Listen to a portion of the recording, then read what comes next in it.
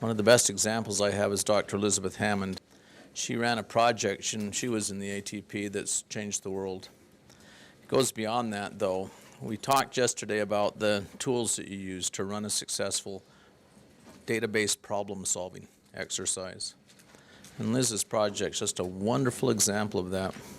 So I really hope that when you look through this, you'll particularly watch for the use of those tools we talked about, a cause and effect diagram, a tally sheet, Pareto charts, those sorts of tools, all right? You're in for a delightful morning, frankly, a good break from the likes of me. Liz received her initial medical training here at the University of Utah, as well as an internship. Went back to Mass General, though, Massachusetts General Hospital in Boston, to complete her pathology residency. Did a fellowship at the Karolinska Institute in Sweden. She's led a very prominent career here with us. Formerly Chief of Pathology for Urban Central Region, one of our major improvers within the system. She currently works very heavily with the College of American Pathologists on issues around surgical pathology, particularly for the nation as a whole. She helped run our Office of Research for a number of years, very heavily engaged, especially in cancer research. Technically, she's our official electron microscopist, as I recall. She kind of gets around. Liz, just to give you a perspective, though, was elected by her peers to be the Chief of Staff at our flagship LDS hospital for 2 years. So a real leader at that level. The last couple of years, she's basically backed off to just serving on the Intermountain Board of Trustees and then practicing surgical pathology in its various forms. Well, as you see her project, you'll understand what I'm really saying. Would you help me in welcoming Dr. Elizabeth Hammond? Well, I'm really happy to be here. This is one of the my favorite things to do is come and talk in this course, because really when I took this course, I was a brand new chairman in the Urban Central Region, and I was very unhappy that I had to be in that position. I had been running my electron microscopy lab and doing research and being a regular pathologist, having lots of fun, until finally it got to the point where there was no other leader that could take over the department. It was not a job I wanted, and I thought I was giving up all the things that I did that were important, like helping patients, when I took that job. Fortunately, though, about the same time I took the job, I came to a presentation that Brent gave about how he changed the practice of a bunch of urologists by presenting data to them about their collective experience and how to try to raise the norm of a group of people using quality assurance methods. That was an eye-opening experience for me, and I immediately signed up to take this course, not knowing that I would really get a real education by that experience. And so it helped me see that actually by working together with teams of people to try to change the behavior of whole departments or whole hospitals, you could actually help patients even more than I was doing it one person at a time. So I'm happy to come and share with you the experience that I had in that course with my project that I did when I was sitting in your seat, and also to let you know one of the things that you'll hear many times when you're doing this: oh, you're going to do this, and you'll make some change, and then you'll go home and the whole thing will go away. Well, this whole thing never went away. In fact, it's grown over the years. And hopefully I can help you see some of the reasons that that's the case. So I did a project which was entitled I was trying to change breast cancer reports, basically. And one of the first lessons that you need to learn by that when you're doing this project is to make sure that you have the right people on your team. You need to have some people on the team that actually care about what it is that you're doing your project on. So I had myself and Dr. Robert Flinner, who was the head of surgical pathology at the time, a real opinion leader in surgical path that other people would listen to. Bill Sauce is a radiation oncologist, head of his department. Daryl Hensley and Clyde Ford are medical oncologists. They would be the people who would be getting the reports that I had. Dirk Noyes was a very powerful and noisy type surgeon who was constantly talking about what he wanted, so he was a very good member of the team. And then I had people from the tumor registry and medical records, because those were people that were affected by reports. Now you might wonder why I picked the project I did, and you're all going to have the same problem. You're going to have to pick a project that matters to you. I think that's really the bottom line for me. If you pick something that you think is broken and it's important to you, you'll have a lot more fun, and it'll have a lot more meaning to you to change that. And so I looked at what I was doing in pathology and tried to figure out what is the part of pathology that seems to need the most help. Pathologists are in the business of providing information, clinical information. We don't see patients directly. Our patients, if you will, are clinicians who call us up and who get our reports and who we have to help understand what is wrong with the patient so they can treat them. So we're doctors, if you will, and cancer is one of our major areas of responsibility. It's probably one of the most important areas of our work. Pathologists spend an inordinate amount of time in conversations with clinicians about the issues that are being faced, and our workflow, therefore, is commonly interrupted. If I'm sitting looking at cases, I might have 100 cases there by my microscope in a day, so I have a lot of work. It's going to take me a long time to do it. It's hard work, and I have to be sure I'm paying attention. The phone rings. It's Dr. Noyes. Dr. Noyes is saying, Liz, you didn't tell me the size of Mrs. Jones's breast cancer in the report I just got. What was the size? Well, Dirk, I don't know. I'll have to go find out. So then I have to put down, bye, Dirk, I'll call you back, put down the phone, get up, go talk to the secretaries, find out where the report is on that patient. Has it been sent out? Has it been filed locally or not? It's been sent to him, but where is our local copy? This was in the time when we had a very sort of antiquated form in the early 90s, when we had antiquated filing systems and everything wasn't as electronic as it is today. But ultimately, I found the report. Then I had to find the slides so I could go measure the thing. Then I had to call Dirk back, and guess what? He was in surgery. And this is a common thing that happens to us every day. We were getting so many interruptions, and that led to a lot of rework. Well, the next message I want to give to you about your project is make sure that you size it appropriately. I couldn't fix all cancer reports in one fell swoop. That wouldn't be possible. So I had to size my project to be something that the scope of which I could actually make a difference for in the time I had. So I chose breast cancer. I didn't choose all cancer. I chose breast cancer reports, a nice narrow area that I could accomplish in my 4 months' time that I was sitting in the class. I hope that I could generalize then my experience with breast cancer to other cancer types later. And breast cancer is one of the most important tumors that we see in our practice. We see about 800 new cases a year of breast cancer, and breast cancer patients, as opposed to many other types of patients, actually sometimes call the pathologist and say, what does my report mean? This is what I'm thinking. I want to know what you're telling me. So actually it's a very visible form of our work. The next question you have to ask yourself, and I had to ask myself, is this really a serious problem, or am I just sort of making this up? You know, do I think it's bad because Dirk Noyes calls me on the phone quite a bit, or is it really difficult? So you have to have some way of defining the magnitude of the problem. Now, when I did this, I used a tally sheet. I asked the secretaries, I asked the oncologists and the tumor registrars about the frequency of the problem. So I tallied their responses. That's one of the typical quality improvement tools we use. Here's a chart of what I found out from them. The secretaries thought they were calling about a third of the time.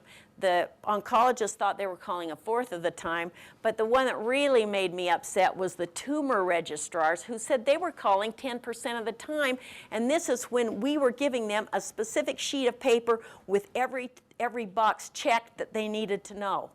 So they were still calling 10% of the time because they didn't understand what we said, or we didn't check the box, or something was happening.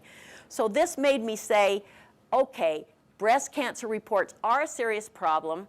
It's worth my time and effort to work on that. So you need to really know that what you're doing matters and isn't just something, nothing. Okay, so now I know I have a problem with breast cancer reports. The question is, and that they're causing rework. Okay, but the question is, why are the clinicians confused by those reports? What is wrong with the reports? That's the next question. So Dr. Flinner and I, who spend a lot of time in pathology, even by that point I'd spent quite a bit of time in pathology, we brainstormed what could be the potential causes of this problem. Then we flow charted our current process so we could understand all the people that touched the sample and the report and all the places where the process could go wrong. And then we created a cause and effect or fishbone diagram to understand those factors. Okay, so the tumor is received in the surgical suite. We're very lucky at LDS Hospital in that the place where we examine specimens is physically located in the operating room. The pathologist gets dressed in greens and goes in and gets the sample. So you get the tumor, the surgeon tells you whether he wants a frozen section or not. This has changed now. We never do frozen sections on breast because the tumors are too small. But then in 1992 we did. So if you do a frozen section, yes, then you report it to the surgeon. If no, then you sit in this noisy room with lots of surgeons and people wandering in and out, and you or a resident dictate what that tumor looks like grossly. Then it goes down to pathology where it's processed overnight. The water in the tissue is substituted for first alcohol and then paraffin. Sections are cut and you examine them in a microscope.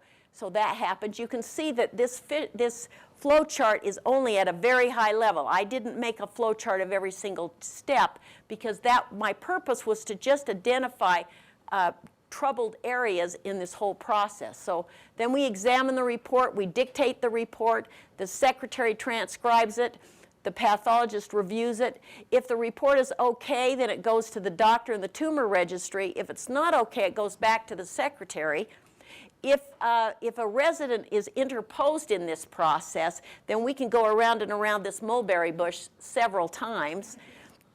But supposing it gets to the doctor, we think it's okay, and the tumor registry, then the doctor looks at it. If he says it's okay, then he files it, treats the patient. If not, he calls the pathologist, which is where we have our problem, the way in which I identified the problem in the first place. So that's our process.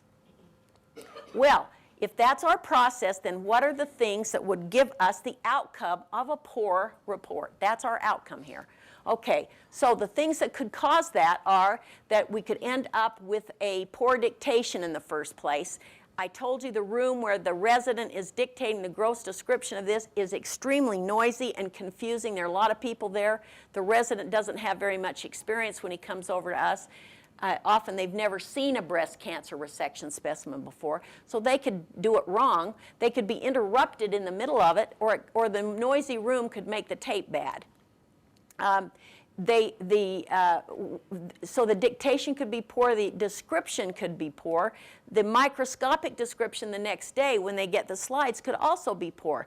It might be that they have inexperience, but you see in both of these cases, both when we're doing the gross description and the microscopic description, we could have a problem with poor memory of the elements that we're supposed to be including in the report. Some days I remember more than other days. Some days I'm tired or distracted by other things in my life, and so could the resident be. So, or we could be ignorant of what it is we should be writing down. Like at that day and time, it was very common for pathologists to be ignorant of the need they had to grade breast cancer. Many of them didn't even do it. So inadequate exam is another really good reason. Poor memory is a good reason. All of these are good reasons. The only ones that are not good reasons are the one that leads to poor transcription, because we had transcriptionists that had been working for us for 12 or 15 years. They could type like the wind. They could spell much better than me. They were using tapes, though, so the tapes could have been bad. I knew poor typist wasn't the answer. But anything else on this chart was fair game. It could have been the cause. And all of them were leading to a poor report that caused the clinician to call us. So these are ways in which you could evaluate your problem. You want to flow chart what it is you're doing, then you want to do a cause and effect diagram to explain to yourself what are the potential failure points that you could have in that process. The next point that you have to make is you have to try to say, okay, of all those things, I need to look at some reports or talk to some more doctors to find out how serious, what is the reason, why are they really calling me, what is the exact kind of issue that those reports are expressing. So this is where I really had some trouble figuring out, how do I get to this step? What do I do next? And I used the resources of the Institute to help me. I talked to several people about how could I evaluate that? What would be the best method for me to get to the bottom of this problem? They advocated that I just make another tally sheet where I put a steno notebook by the phone. I told the secretaries, every time someone calls you about a breast cancer report, before you transfer them to the doctor, ask them why they're calling. Why are you calling about this report? What's wrong with it? And then we logged or tallied their reports, their things. So I ended up with a sheet that said exactly why they had called. And here's what I found out. Here's the phone log results. And let's go back here. This is what they said. They said 80% of the time they told the secretaries they were calling because they thought something was missing from the pathology report. 10% of the time, and remember these numbers when I show you the next slide, only 10% of the time were they calling because they thought the report was confusing. 3% of the time they were actually calling to give us information. That was wonderful. 4% of the time they were calling to make sure we were sending the case out because they thought we were wrong about the diagnosis. And 3% of the time they were calling because they wanted the other tests that we do on breast cancer, estrogen and progesterone receptor assays. They just wrote down whatever they said, and then I extracted from that this information. I put it in categories. I just read through the steno notebook and saw what they wrote down, because then I would have had to worry that they might not have gotten the information recorded properly. Or, it's better to have the primary data. But remember these numbers. 80% they said it was from missing information, and 10% they said it was confusing. Okay, so I needed to go and figure out if that was what was really wrong with the report from my perspective, the pathologist. So this was in the days before HIPAA, remember. I took the book off the shelf that had the bound book of reports from the year 1990, because it was nicely bound and nobody was using it much. I took it home with me so that I could do this at night. Nowadays I wouldn't be able to do that, or at least I wouldn't admit that I'd done it. I might do it anyway. Probably would, but anyway, I wouldn't admit it to anybody. But this time I took that book home and I just read all the breast cancer reports in it. And what I found out was really pretty interesting. 84% of the reports, in my view, were complete. They had all the elements that should have been there. But look at this. 7% of those reports were so confusing that I, a pathologist, could not decide whether or not that was what the doctor was saying. If I had to know what that report said, I would have had to go back and look at the slide myself. So that is pretty bad. And that's really, in this analysis, you can see that is the most common problem we had, was confusing dictation. We also had a problem with missing information, and that is there was missing microscopic information like the grade and missing gross information. Which it means that the surgeon might not have marked the margins, so if you get a lump of breast and nobody put a suture on what's lateral and medial, you can't tell. Or the person in the gross room just forgot to measure the gross measurement of the breast cancer, or forgot to take a section of the margins. That's what missing gross means. But this one could be caused by the surgeon as well as the pathologist. These are all on the pathologist, and those are clearly the places where we had a problem. Missing microscopic information and reports that were confusing.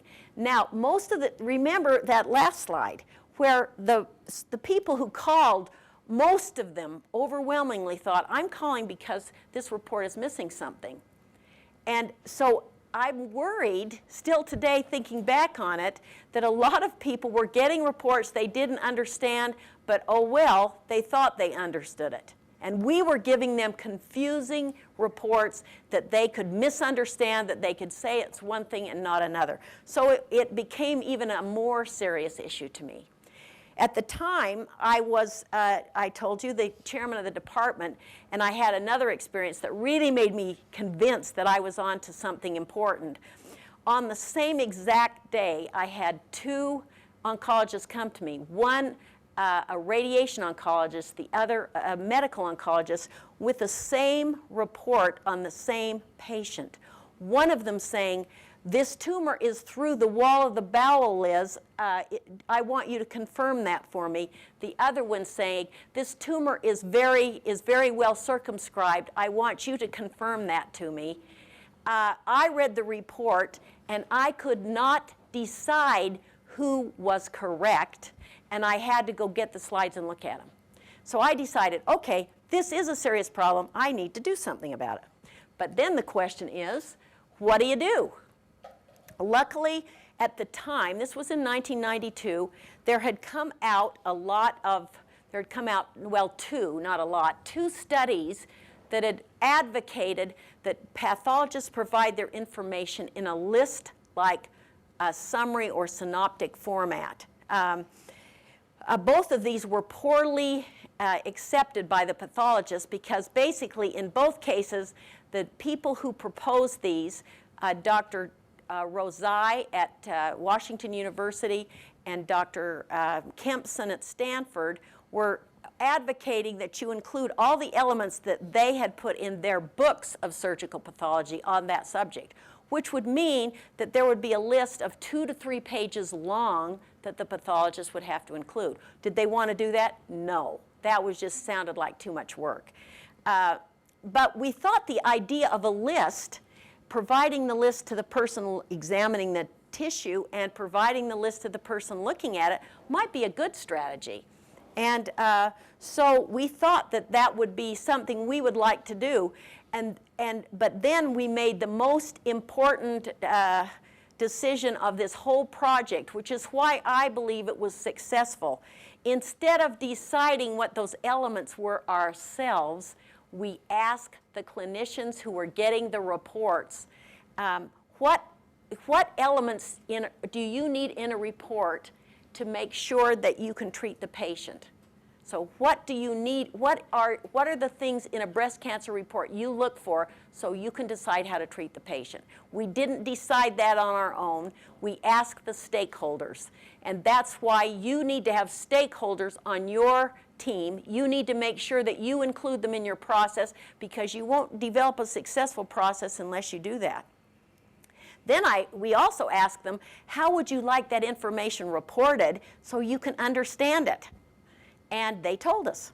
And guess what? It wasn't a long list. It was a pretty short list. I'll show you the list in a minute.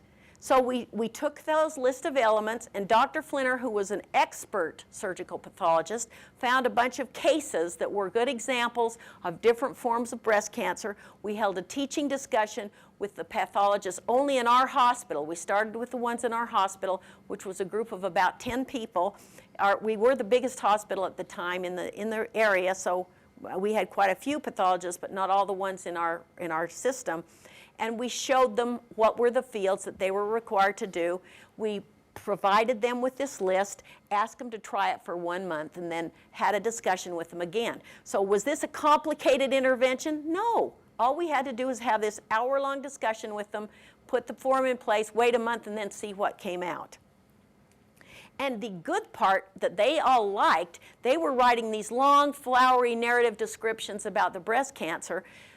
The list that the doctors wanted was really pretty small. They wanted us to tell them what kind of cancer it was, how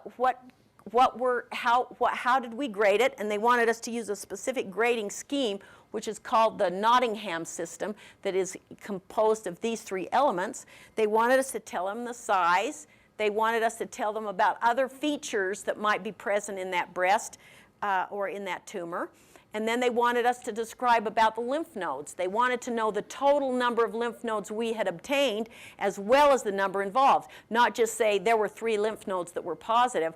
Well, 3 of what? 3 of 3, 3 of 12, 3 of 30, what? And so they wanted the total number. They also wanted to know whether we could tell macroscopically by looking at the lymph node that there was tumor, or microscopically when we looked under the microscope, and they wanted to know if the tumor had spread outside the margin. That's all they wanted. That's a very short list. It was a half a page, not 3 pages. So the pathologists were overjoyed about that. Well, we put it in place. And did it work? Here's the proof that it did work. I looked at the reports in 1990. I looked at a few. I didn't look at so many in 93. And I looked at even fewer in 95, because look at what's happening. This process actually changed the problem. It got rid of the confusing dictation completely. It got rid of the missing microscopic elements completely. It got rid of the gross elements, and what was left here was really things where the surgeon didn't designate to us things that we needed to know in order to actually include those in our report. So I could use this as a good example to the pathologist. This is something important we've done. The clinicians really like it, and that's another important message for you, is that you need to do such analyses, do a Pareto analysis every once in a while, look at your data, see what you're learning, so that you can share back and celebrate with the people that have helped you and the people that you're serving that your project actually worked. We also did a satisfaction survey in 1996 because I wanted to translate my project into the other areas of Intermountain Healthcare, to other pathology groups, and I wanted them to see that this was something that was highly accepted by them. And so we sent out a satisfaction survey to 31 oncologists. All of them except the surgeons didn't completely respond, but all the other types did. And you can see that they were highly satisfied with these reports. So because they liked them so much, we quickly changed and did the same thing for 30 other cancers. We asked the oncologist, what are the elements you want? We taught the pathologists how to do it, and we put them in place. So we ended up with 30 different synoptic reports for cancer by 1995. And then we showed this to our colleagues in Intermountain and said, look what we've done. Everybody likes it.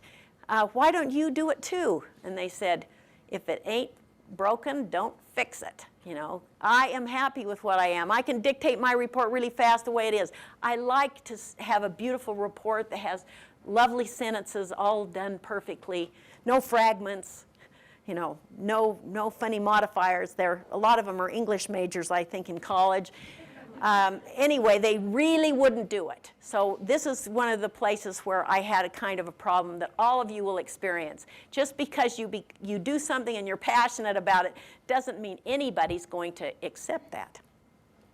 But we went on and created them for everything. We have them for liver biopsies, transplant biopsies, all kinds of biopsies, and it's made a huge difference to our clinicians. Well, what did it do to our practice? Do we get any phone calls? No.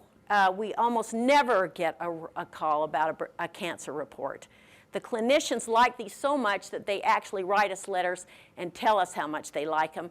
Hepatologist basically just insisted that we come up with a liver biopsy report, and so did the kidney doctors, and said, you know, we want the same thing. This is so great because I know exactly where to look for the information I need.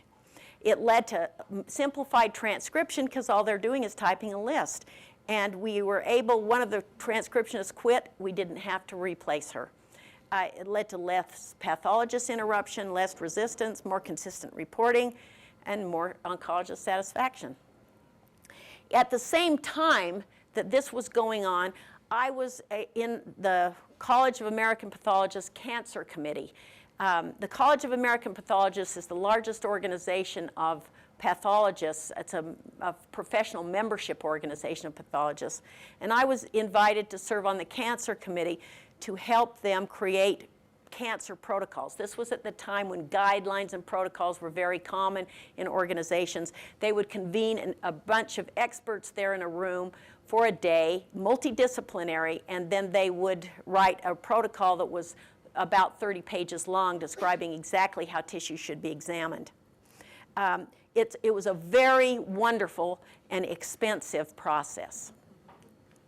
But we used the same rules that we used in Intermountain to find out the answer. What information do you really need? How should we get that information from the sample? So what kind of sections should we take? How should we examine it? And how should that information be reported? And then another key step in that organization was we took that information and sent it out to a group of pathologists and had them give us back their comments, just like we had our group try the protocol for a month before we put it into place. So these have to be sort of living documents that you change as you go along. Before the manual was published in 1997, I actually created a synoptic version of every one of them because I was afraid that nobody would ever use this book that was about this high, and that it would be better if we had a synoptic report format. So that happened. And I was not getting anywhere with my colleagues in Intermountain about getting anyone else to do this. No one else would do it. Even though I had sessions where I showed them these slides, gave them this talk, it didn't do any good. But then in 1998, luck came into play because the system we were using to do computerized reporting actually was found to be non-regulation compliant with the CLIA regulations for cytology. So too bad we had to replace the computer system, and Intermountain had to pay to have that done. So we purchased a new one. I was in the driver's seat on that decision, and so I made sure we got a system that would enable dissemination of synoptic reports throughout Intermountain.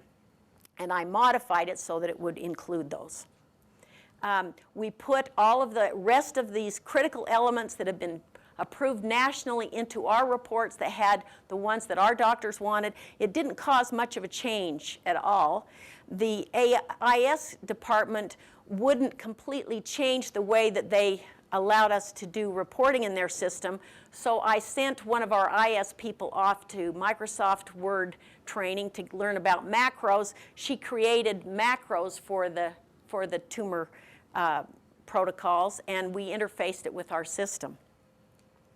Here's what it looks like, and it still looks like this today, although it changes every year based upon input. But the fields don't really change, so you have these drop-down fields, and there's a little arrow, and they can click that and then fill the field with one of the pick list items. Once you get in the macro, you can't get out unless you finish it. And they didn't like that at first, but now they're coming to accept it anyway. And here is the, actually I think because it's become generalized through our whole system, I think they finally have just realized, hey, you know, the ball is rolling down the hill. I can't stop it. So here's the elements. We have specimen type, tumor site, histologic type, margins, DCI, the same things we had in our other one, except now I have the list of the elements that need to be included. And you have this in your handout. One of the most useful things is that I created a nomogram for all the staging information. Remember, I told you at the beginning that the tumor registrars got a sheet that we filled out. And I suspected that the reason that they were calling, even because of the sheet, and they confirmed this by talking to them, is that the pathologist was sloppy about what marks he checked, and it didn't conform to the report. And so the tumor registrar who would check the report against the sheet would find errors. So now they can't get out of the macro without going down here and ticking the box of which T stage, N stage, and M stage the tumor actually represents. Here's the N stage for breast cancer, and here's the M stage. And then we added some other pathologic findings. So everything was capsulized in that one document now. So this is the way that the report looks. We allow the pathologist to say anything they want in the final diagnosis part. They can say whatever they think is most important. This is not the stored information. We also make them tell us what they did about the frozen section, if there was one, and they have to clearly describe in a narrative way what they did in the gross room. That is how they examined the specimen grossly, because it was too hard with the kind of technology we had to really change that part to a synoptic form. But on the next page, they're required to put in this macro, and they can actually write another comment if they so choose. At first, they were all writing an extensive comment besides doing this. Now they're hardly ever writing a comment. Some of them really hated doing this on the computer. This part here, this chart, they just hated clicking, because many of them are middle-aged and they look in a microscope with no glasses on, but they can't see the computer screen unless they have their glasses on, so they're constantly doing like this, and they're over here looking in the microscope, then they have to go over to the computer, and they hate that. So I gave those people that did not wish to do it on the computer, they had a book, and the book had this form on one page, and then on the facing page below it were all these elements listed. So then the next issue was trying to get people in Intermountain to do this, and having one computer system really enabled that. I went to these sites where they wouldn't do it, and I said, the oncologists at LDS Hospital insist on the macro being filled out. So the macro is going to be in there, and you guys need to use it. And here it is, and it's easy. And then I got Dr. Sauce, who was head of the cancer program, to come with me and say, I am looking to see if you are doing that or not. By 1999, basically all the hospitals were doing it. There were some pathologists. There's one pathologist who still is not doing it, but luckily he's going to retire by next year. Then everyone will be doing it. And we report the compliance. We have a little report that we can send to them and say, you know, 90% of your reports were done in this macro, or 5% or whatever.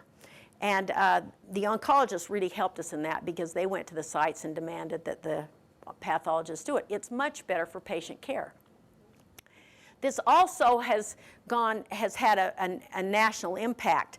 The cancer protocols that I told you that were created by the College of American Pathologists were shown to the American College of Surgeons, who thought that this was very important to have for cancer hospital accreditation. So in 2002, they made it a standard. But that created a lot of anxiety and aggravation to pathologists, so they changed their mind and said, yes, you have to use the cancer protocol, but we only care about the checklist items, the ones that are in the little summary report, and those elements will become mandatory in 2004. If you don't have them, your hospital can't be cancer accredited. Well, you can imagine at the time, I had become the chairman of the cancer committee. By that point, I was walking around with a Kevlar vest, talking to groups of very angry doctors. Why did you do this to us? You know, just furious. It was not a happy time. And the president of the CAP was really pretty mad. He was mad at me because he said, you know, this isn't part of my job description. I said, well, tell him to call me. I'll talk to him. And I did. And I talked and talked and talked, and pretty soon they stopped whining. In 2004, I offered our version of these macros, which are just Microsoft Word macros, I offered them as shareware. And there have been at least 75 groups of pathologists who have asked me for that file. So I think that we did help them a little bit that way. In 2006, the National Quality Forum adopted those elements for breast cancer as being the standard elements in breast cancer, and our data that we had was used to justify that inclusion. And then in 2007, CMS now adopted those same elements for their pay-for-performance program for pathologists. So pathologists are required to do it. I don't have to wear my Kevlar vest anymore. They can complain to CMS instead. Well, never mind what it did generally, it's had a marvelous impact on us locally. These elements, because now they're required fields, are data fields that are imported into our enterprise data warehouse, and they're linked to the clinical information, so they allow us to treat patients based on data instead of on some other reason. Just like I learned about when I first met Brent James and saw what he was doing with statistical process control charts. They are very powerful in changing behavior. Having the same format of a report from the south, St. George, which is 300 miles away, to the north, Logan, which is 150 miles north of here, so 450 miles of distance. The same report. If you're a breast cancer patient in Dixie or you're a breast cancer patient in Logan, you're going to have the same cancer report. So no doctor's going to be confused. No two doctors are going to come to some pathologist again saying, I don't get it. And the staging information is embedded so that they know what to do and they can talk at tumor conference effectively. It wasn't a trivial effort to get this stuff in the data warehouse. It's important to share with you the problems as well as the successes of these things. It required us to have 2 FTEs working for 18 months to get the data warehouse together for cancer. And I still am the data steward for the pathology data. There's a doctor that's a steward for each part of that. We have to review that once in a while for validity purposes. So it isn't cheap or simple, but it can be done. But we use that data now every month to track our performance, and that's the way we make goals in Intermountain with all of our clinical programs, is using statistical process control charts to decide, did we meet the goal or not? So once you get there, it's a really powerful system. Here's sort of the cartoon of how we expected it to look at the time, and actually we have claims data, we have clinical data, finance data, it's all in the enterprise data warehouse. The path report data is right there. Well, what has it done for us? It's done some amazing things. I could spend another hour telling you amazing stories about how it's improved our patient care for cancer, which has made me realize that helping people on a gross level like this is much more important than doing it one by one. And so all of you have that same opportunity to make changes in your systems to do that. First, you can ask questions like, well, if 60% of women should have conservation instead of a mastectomy, what's happening in Intermountain? If everybody who has only carcinoma in situ, that is cancer that's limited and not spread through the breast, those patients should not have all the lymph nodes removed from their axilla. And the number for that should be very low. It should be 5%. How many are still having that bad procedure done on them in our system? And how many people are getting sentinel nodes, that is taking out the most important draining lymph nodes instead of everything in the axilla? How many of patients in our system are getting that? Well, we have that data every day. Here's a report. This is from August 2008. You can see down here, showing our system parameters. Here's the green line is the benchmark. You can see where we are for all those months on breast conservation. The benchmark is 60%, but we're well above 60% in many of our hospitals. We hit 70% in some of our hospitals routinely. But we could see if these numbers went down or up, and then we could intervene to do something about it. Here's the data I was showing you about axillary dissection. This is data that we measured from 97 to 2002. In 2002, we told them that you really can't do this anymore. look at what you're doing. This number, there's the benchmark down here. Here's where we are. We told them that, and look what happened. Last night I could not get the next one off the computer, but I will. So it went down and it stayed down. It's like 5% now, which is an amazing change. How long did it take to happen? We had completely changed the system numbers in about 18 months. Now that's remarkable, and we didn't have to do anything. All we had to do is show them the data. We didn't have to browbeat anybody. We just showed them the data. Here's our sentinel node data. You can see that sentinel nodes should be removed in this proportion of patients, and you can see that we're meeting or beating that all the way across. So this is the power of what can happen if you try to do it. Here's what happened in IMC. I think it's interesting. So you can see here's the data. IMC opened right here. You can see that they went right to that's our new big medical center out in the middle of the valley. You can see that we immediately went to the right level, and it didn't just sputter up. It went directly there. So in summary, I hope that I've shown you that you have the power to change and improve patient care in places where you work by doing the projects that you're doing. This is not a meaningless activity. This is a highly important activity that you're doing. Standardizing the practice improves patient safety and efficiency, as I think you can see from the presentation I've given you. Holding on to the gains that you make will require feedback to the participants in the process. It will require tenacity.